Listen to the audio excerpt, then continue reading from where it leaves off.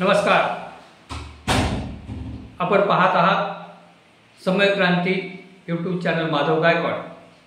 बंधू आणि भगिनी आणि मित्रांनो, आजचा जो व्हिडिओ आहे तो अत्यंत महत्त्वाचा आहे. कृपया आपण हा व्हिडिओ शेवटपर्यंत पहा. आजकाल सध्या एक व्हिडिओ खूप व्हायरल होत आहे.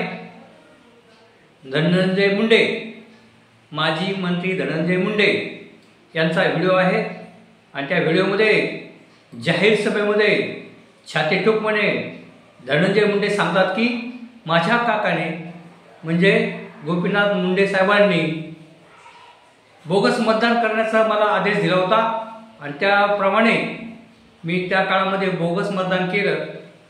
बहुतेक ही घटना मग असावी 1995 सालामध्ये. 1995 सालामध्ये शिवसेना भाजपच्या युतीचं सरकार आलं होतं आणि त्यावेळेला मुख्यमंत्री झाले होते मनोहर जोशी आणि उपमुख्यमंत्री होते गोपीनाथ मुंडे साहेब. तर त्या 1995 सालामध्ये गोपीनाथ मुंडे उपमुख्यमंत्री झाले. अर्थात प्रमोद महाजन, गोपीनाथ मुंडे आणि बाळासाहेब ठाकरे यांच्या एकत्रित झंझावातापुढे काँग्रेस हरली आणि शिवसेना भाजपचं राज्य आलं.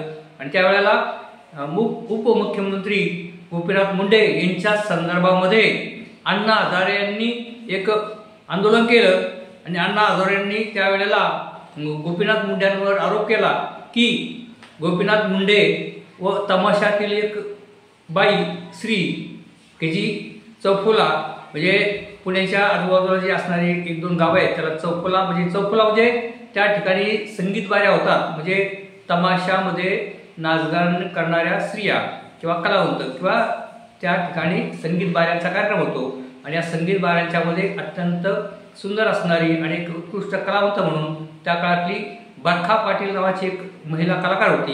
आणि त्या बरखा पाटील म्हणजे तमाशामध्ये संगीत बारीमध्ये काम करणारी, नृत्य करणारी आणि एक अशी ती अभिनेत्री म्हणून किंवा कलावंत म्हणून किंवा त्याला त्या काळात तमाशात नसणारी बाई म्हणतात गावाला.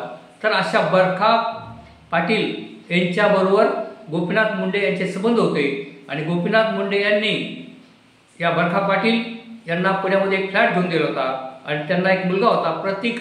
आणि ती बरखा त्या आपल्या मुलाचं नाव प्रतीक गोपीनाथ मुंडे लावायची. तेव्हा अण्णा हजारे यांनी त्यावेळेला एक असं सांगितलं होतं की तुमच्या मंत्रिमंडळामध्ये उपमुख्यमंत्री हे यांचा राजीनामा घेतला पाहिजे, त्यांचा अशा पद्धतीने संबंध आहे. तेव्हा 1995 सालामध्ये गोपीनाथ मुंडे व बरखा प्रकरण हे खूप गाजलं.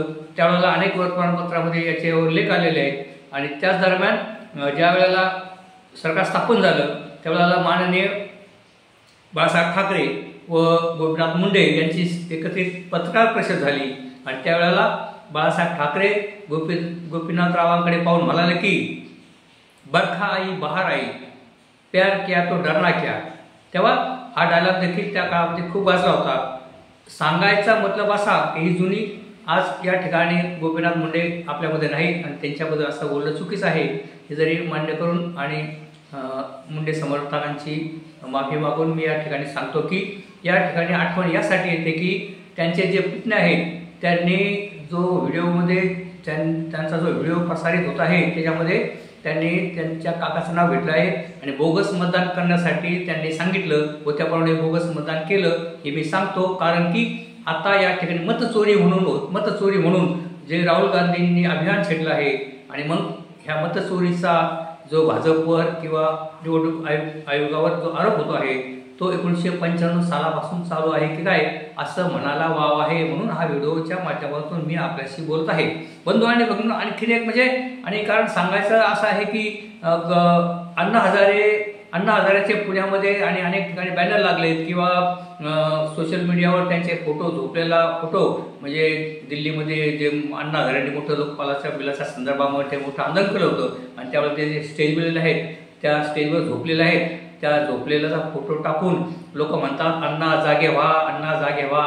म्हणजे अण्णा फक्त काँग्रेसच्या विरोधामध्ये आंदोलन करतात आणि भाजपला मदत करतात आणि भाजपचं राज्य आलं का अण्णा झोपतात, परंतु त्या संदर्भामध्ये अण्णा हजारे आता 90 वर्षाचे आहेत आणि सांगायचं असं आहे की अण्णा हजारेंनी त्या काळामध्ये भाजपचे नेते असणारे गोपीनाथ मुंडे यांच्यावर देखील त्यांच्या संदर्भात देखील आंदोलन केलं होतं, त्यांचं हे बरखा प्रकरण काढून. आणि त्याचप्रमाणे त्यावेळेला सुतार नावाचे एक शिवसेनेचे मंत्री होते, आणखी एक 2 जण घोलप, बबनराव घोलप, अशा अनेक मंत्र्यांच्या विरोधात देखील अण्णा हजारेंनी आंदोलन केलेले आहे आणि त्या काळामध्ये त्या मंत्र्यांना बडतर्फ करण्यात आलेलं आहे. तेव्हा एक वयोवृद्ध नेता आहे, 90 वर्ष त्याचं झालं आहे. आता ते जे म्हणतात की अण्णा उठा, झोपा, आंदोलन करा, तर म्हणणारा अण्णा बरोबर बोलले की आता जे बोलतात त्यांनी आंदोलन करावं. आता त्यांचं 90 वर्ष झालेलं आहे आणि त्याग केला आहे त्यांनी, सर्वस्व आपलं संपूर्ण आयुष्य त्यांनी त्या मंदिरामध्ये घालवलं आहे आणि घरामध्ये ते जात नाही. तेव्हा अशा एक वयोवृद्ध माणसावर वाटेल तसं बोलणं हे बरोबर नाही.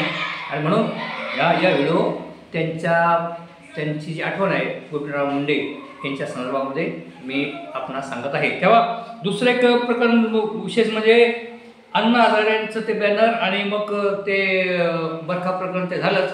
आणि मग जे धनंजय मुंडे सांगतात की मतदान कसं वाढवायचं, बोगस मतदान कसं करायचं, आणि म्हणून राहुल गांधी यांनी जो प्रश्न उपस्थित केलेला आहे की मतचोरीच्या संदर्भामध्ये, तेव्हा अशा या प्रकरणामुळे पुष्टी मिळते. आता आपण म्हणाल की गोपीनाथ मुंडेसारखे एक मोठे नेते आणि एखाद्या बाईचं तमाशामध्ये नाचणारे करणाऱ्या बाईचे त्यांचे संबंध आहेत का, किंवा एखाद्या वेळेला एक कलावंत म्हणून त्यांना मदत म्हणून त्यांना फ्लॅट घेऊन पण दिला असेल, किंवा त्यांचे अनैतिक संबंधच आहेत असं आपल्याला म्हणता येणार नाही. परंतु 1995 सालामध्ये हे प्रकरण फार गाजलं, अनेक वर्तमानपत्रामध्ये याच्या मोठ्या मोठ्या बातम्या छापून आल्या होत्या. आणि त्याला एक दुजारा असा मिळतो की तत्कालीन मराठवाड्यामध्ये विशेषतः हा प्रकार जास्त प्रमाणात चालतो. आपण जर तमाशामध्ये काम करणारे वयोवृद्ध कलाकार असतील, 60 वर्ष, 60, 65, 70 वर्षाचे कलावंत असतील, यांना जर आपण विचारलं तर ते तुम्हाला अगदी नावांशीर सांगतील की कुठल्या तालुक्यामध्ये, कुठल्या जिल्ह्यामध्ये, कुठला पुढारी, कुठला पाटील यांचा बायांची म्हणजे तमाशातल्या स्त्रियांची संबंध होते. आणि त्याप्रमाणे ते माणसं देखील आपल्याला सांगू शकतात, कारण मराठवाड्यामध्ये तो प्रकार चालायचा त्या काळामध्ये. आणि पुढारी किंवा त्या काळचे पाटील असतील त्यांचं अशा पद्धतीचे अनैतिक संबंध म्हणू किंवा दुसऱ्या बाईचे संबंध असायचे, नाचगान तमाशातील स्त्रियांचे त्यांचे संबंध असायचे. आणि म्हणून त्याच्यासाठी आणखी एक आपल्याला मी परवा सांगतो की कोल्हाट्याचा पोर म्हणून अत्यंत प्रसिद्ध पुस्तक गाजलं होतं किशोर शांताबाई काळे. या किशोर शांताबाई डॉक्टर तो मुलगा झाला होता, अपघातामध्ये वारले ते. तर ते किशोर शांताबाई काळे यांनी त्यांचं आत्मचरित्र लिहिलंय कोल्हाट्याचा पोर म्हणून. त्याच्यामध्ये त्यांनी लिहिलंय त्यांनी की आईला तो प्रश्न विचारतो, आई माझा बाप कोण आहे. कारण तो किशोर ज्यावेळेला कॉलेजमध्ये जात होता त्यावेळेला त्याला विचारायचे तुझ्या वडिलाचं नाव काय. कारण एक शांताबाई तमाशामध्ये काम करणारी अभिनेत्री, तमाशामध्ये काम करणारी बाई, आणि तिने आपल्या मुलाचं शिक्षण केलं.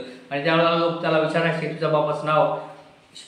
किशोरने विचारलं आपल्या आईला की आई माझा बाप कोण आहे. तेव्हा आई म्हणाली बाळा तुझा बाप एक आमदार आहे, मोठ्या पक्षाचा मोठा आमदार आहे. तेव्हा अशा पद्धतीचे अनैतिक संबंध म्हणून असे हे तत्कालीन पुढाऱ्यांचे असायचे. याला दुजारा मिळतो कोल्हाट्याचा पोर. आणि कोल्हाट्याचा पोर म्हणजे किशोर शांताबाई काळे असं हे जे आहेत डॉक्टर होते ते, त्यांनी हे पुस्तक लिहिले. त्याच्यामध्ये त्यांनी लिहिले त्याच्या स्वतःच्या आईच्या संदर्भात लिहिले की त्या शांताबाई सांगतात की बाळा तुझे वडील आहेत एक मोठ्या पक्षाचे मोठे आमदार. तेव्हा अशा पद्धतीचं त्या प्रकाराला पुष्टी मिळते. तेव्हा बंधू आणि भगिनींनो अशा पद्धतीचे घटना सातत्याने आपल्या समोर येत असतात. आणि जर मतचोरीच्या संदर्भामध्ये राहुल गांधी आज बिहारमध्ये ते फिरतायत, यात्रा काढतायत, आणि त्यांचं असं म्हणणं आहे की हे जे सरकार आलेलं आहे मतं चोरून आलेलं आहे. आणि त्या मतचोरीच्या संदर्भामध्ये राजसाहेब ठाकरेंनी देखील राजसाहेब ठाकरे देखील मागच्या सभेवरती म्हणाले होते की मताची चोरी झालेली आहे. तेव्हा अशा पद्धतीने हे राजकारण महाराष्ट्रामध्ये सध्या चालू आहे. आणि म्हणून गोपीनाथराव मुंडे यांची एक जुनी आठवण मी आपल्याला सांगितले. त्यांचं जे बरखा प्रकरण होतं आणि त्याच वेळेला बाळासाहेब ठाकरे म्हणाले की बरखा आई बहार आई प्यार क्या तो डर नाही क्या. तर अशा पद्धतीने त्यावेळेला ज्या वेळेला अडचणीत आले होते अण्णा हजारेंनी त्यांच्या विरोधात आंदोलन केलं होतं गोपीनाथ मुंडेंच्या संदर्भामध्ये, त्यावेळेला बाळासाहेब ठाकरेंनी मात्र गोपीनाथराव मुंडेंना समर्थन दिलं होतं व त्यांना सांगितलं का तुम्हाला राजीनामा द्यायची गरज नाही. तेव्हा अशा पद्धतीचे राजकारणी पूर्वीपासूनच या महाराष्ट्रामध्ये आहेत. आणि आजही आपल्याला या ठिकाणी दिसतात. कारण सातत्याने करुणा मुंडे ही जी करुणा मुंडे नावाची जी बाई करुणा मुंडे नावाच्या ज्या मॅडम आहेत त्या सातत्याने या धनंजय मुंडेंच्या संदर्भात बोलत असतात. करुणा मुंडे या धनंजय मुंडेंच्या पहिल्या पत्नी आहेत. त्या करुणा मुंडेंना देखील मुलं आहेत आणि त्यावेळेला त्यांनी वारंवार जाहीररित्या सांगितलं आहे की या धनंजय मुंडेंनी माझ्या लहान बहिणीवर देखील अत्याचार केलेले आहे, तिच्यावर बलात्कार केलेला आहे, अशा पद्धतीचे व्हिडिओ प्रकाशित झालेले आहेत. आणि मग तिला मुलं आहेत आणि त्याची पहिली पत्नी आहे करुणा ती मुंडे. तर आणि दुसरं लग्न केले परत दुसऱ्या गावी लग्न त्यांचं आहे, ते त्यांच्या पत्नी आहेत आणि त्यांच्यापासून पण मुलं आहेत. आणि असे जे धनंजय मुंडे यांच्या 2 बायका आणि त्यांच्यावर असे अन्याय त्यांच्यावर बलात्कारचा देखील आरोप त्यांच्याच बायकोने केलेला आहे. असे धनंजय मुंडे यांचे जे मित्र आहेत, जे दुष्ट आहेत, जे अन्याय अत्याचार करणारे असे दुष्ट मित्र आहेत, असे मित्र त्यांचे मित्र आता जेलमध्ये आहेत. तेव्हा अशा पद्धतीने माननीय अजित पवार साहेब एक सुतोवाच करतात की पुन्हा एकदा धनंजय मुंडे साहेबांना मंत्रिमंडळात घेतलं जाईल.